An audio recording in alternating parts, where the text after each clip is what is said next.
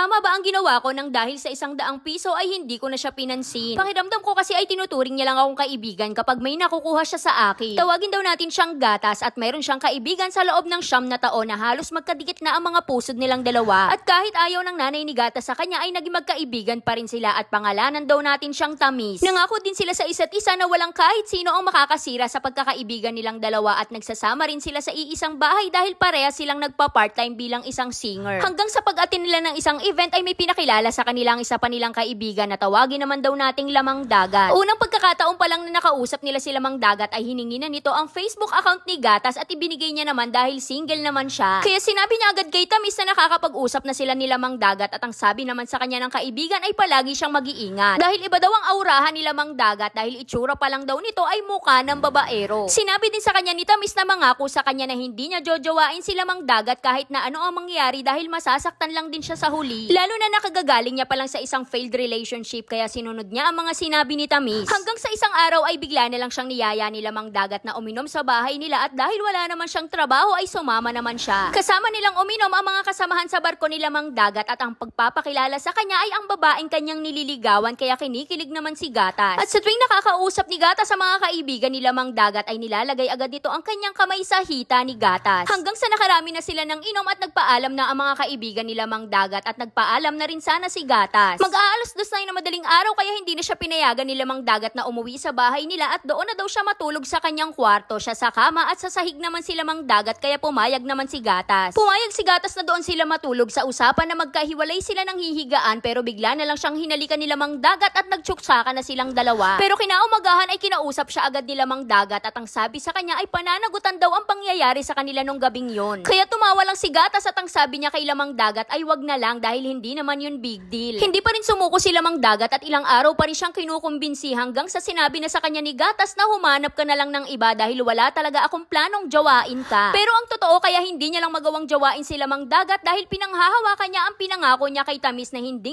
niya jojowain si Lamang Dagat. Mahigit 3 buwan ang tinagal ng panliligaw sa kanya ni Lamang Dagat at hindi niya pa rin yun masabi kay Tamis. Hanggang sa bigla na lang humintong magparamdam sa kanya si Lamang Dagat at nagulat na lang siya nang bigla itong pumunta sa kanyang apartment. Kaya tinanong niya si Lamang Dagat kung ano ang ginagawa niya sa kanilang apartment at bigla na lang nagsalita si Tamis. At ang sabi ni Tamis ay dahil kami ng dalawa magkarelasyon na kami at ako ang pinuntahan niya. Kaya hindi maintindihan ni Gatas kung ano ang mararamdaman niya at hindi na rin siya nakapagsalita pero pag alis ni Lamang Dagat ay bigla na lang nagsalita si Tamis. At ang sabi ni Tamis kay Gatas ay alam kong nasa state of shock ka pa pero okay na yon na ako ang naging girlfriend niya. At least ako kaya ko kapag nasaktan ako hindi kagaya mo. Kaya niyakap niya na lang ang kanyang kaibigan na si Tamis at sinabi niya na masaya naman ako kung saan ka masaya. At ang akala ni Gatas ay doon na magtatapos pero hindi pa dahil niyaya ni Tamis na mag-live-in na silang dalawa ni Lamang Dagat at bigla na lang siyang iniwanan sa kanilang apartment. Iniwanan din sa kanya ni Tamis ang lahat ng bayarin nila kagaya na lang ng pagbabayad sa tubig, kuryente at sa apartment. Makalipas ang ilang linggo ay umuwi na lang si Gatas sa bahay nila at nagkaroon na rin siya ng boyfriend dahil sinagot niya na ang isa pang nandiligaw sa kanya. At dahil walang alam si Tamis na may nangyari sa kanila noon ni Lamang Dagat ay palagi siyang may pa-double date sa kanilang dalawang couple. Pero si Tamis at si Lamang Dagat ay palaging nag-aaway at ang gusto nilang dalawa kapag nag-aaway sila ay mag-aaway din si Gatas at ang kanyang boyfriend. Ipinapakita din sa kanila ang mga mamahaling bagay na binibili ni Lamang Dagat para kay Tamis na para bang pinaiinggit sa partner niya. Kaya todo sorry naman ang boyfriend ni Gatas sa kanya dahil hindi siya mabilhan ng mga mamahaling regalo. Kaya nagpasya silang mag-boyfriend na wag na lang munang sumama sa double date nila Lamang Dagat. At nung unang pag-iwas naman nila ay naging maayos naman pero hindi nagtagal ay parang palagi na lang mainit ang ulo sa kanya ni Tamis. Kaya tinanong niya si Tamis kung ano ba talaga ang problema at sumagot naman sa kanya nang wala naman daw. Hanggang sa isang araw ay meron silang isang kaibigan na nakapagkwento kay Gatas na palagi daw kinukumpronta ni Lamang Dagat si Tamis. At sinasabihan daw nito si Tamis na dapat ay gayahin niya si Gatas sa pag-uugali at sa kilos. Pero hindi na lang yun pinansin ni Gatas at hindi niya yun binigyan ng hindi magandang kahulugan dahil pinanghahawakan niya pa rin ang pangako nila sa isa't isa na walang makakasira sa pagkakaibigan nilang dalawa. At isang araw ay nagulat na lang siya kay Tamis nang bigla siyang yayain nito na pumunta daw sa bahay ng isa pa nilang kaibigan at sumama naman siya. At umpisa pa lang na pag-aya sa kanya ni Tamis ay may naramdaman na siyang kakaiba pero hindi niya nalang pinansin dahil kaibigan naman nila ang kanilang pupuntahan. Pero laking gulat ni Gatas na yung kaibigan palang pupuntahan nila ay boyfriend din ng kanyang kaibigan na si Tamis. Wala namang ibang magawa si Gatas dahil ayaw niya naman pakialaman ng kanyang kaibigan at ilang beses pa silang nagkita na kasama nila si Gatas. Hanggang sa isang araw ay bigla na lang nahuli sa akto nila Mang Dagat si Tamis naka-holding hands ang isa niya pang boyfriend. Pero ang pinagtataka ni Gatas ay bakit parang siya pa ang sinisi nila Mang Dagat dahil alam niya naman daw na may karelosyong iba pero hindi sinabi sa kanya. Simula din ang araw na yun ay hindi na rin siya kinausap ni Tamis samantalang wala naman siyang ginagawang masama. At nalaman din ni Gatas na ilang araw lang ang lumipas ay nagkaayos na rin sila Mang Dagat at si Tamis. Halos 1 taon at 6 na buwan silang hindi nagpansinan at kinontak niya lang si Tamis nung nalaman niyang pumanaw na ang kanyang lola para pakita ang kanyang pakikiramay. At nang magsimula ulit silang makapag-usap ay nagsimula na rin ang pag-flex ni Tamis sa mga binibiling mamahaling bagay sa kanya nila Mang Dagat. Sinabi niya rin kay Gatas na 2 beses 1 linggo siyang binibigyan ng allowance bukod pa ang mga panggastos sa pang-outing na ginagawa nila. Pero ang pinagtataka ni Gatas ay bakit parang kinukulang pa ang pera ni Tamis dahil madalas ang humingi ng pera kay Gatas para ipang-load. Kapag may extra pera naman si Gatas ay binibigyan niya si Tamis pero pag nag-expired na ang kanyang load ay hihingi na naman siya ulit. Minsan kapag walang pera si Tamis ay pumupunta siya sa bahay nila Gatas at doon kumakain sabay aalis. At isang araw ay dumating ang pagkakataon na si Gatas naman ay walang kapera-pera at meron siyang interview sa isang BPO company. At alam niyang may pera si Tamis dahil kakapadala lang ng allowance nito galing kay Lamang Dagat. Nag-chat siya kay Tamis at sinabi niya na baka pwedeng makahiram naman ng pamasahe dahil may interview ako ng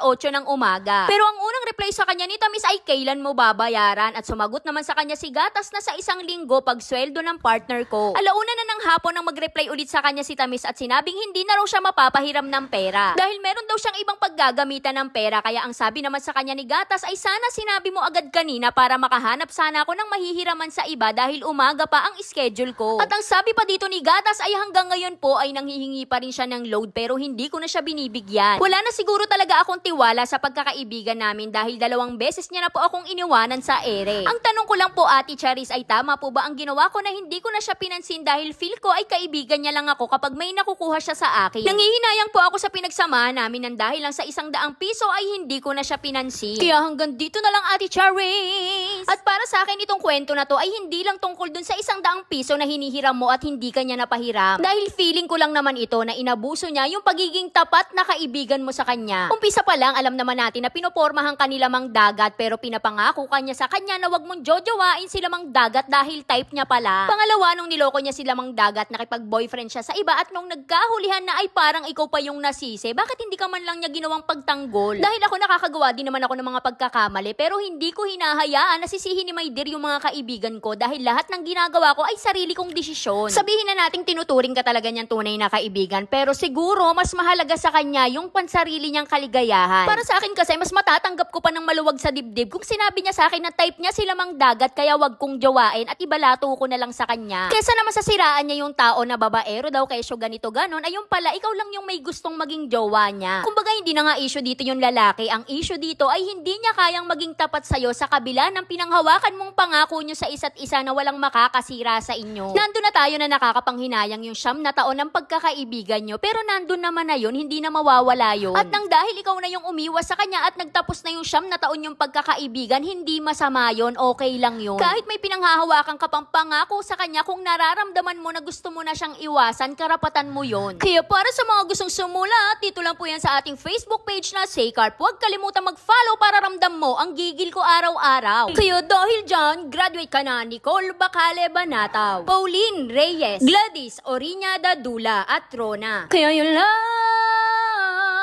Like, share para alam mo na namin bukas. Bye-bye!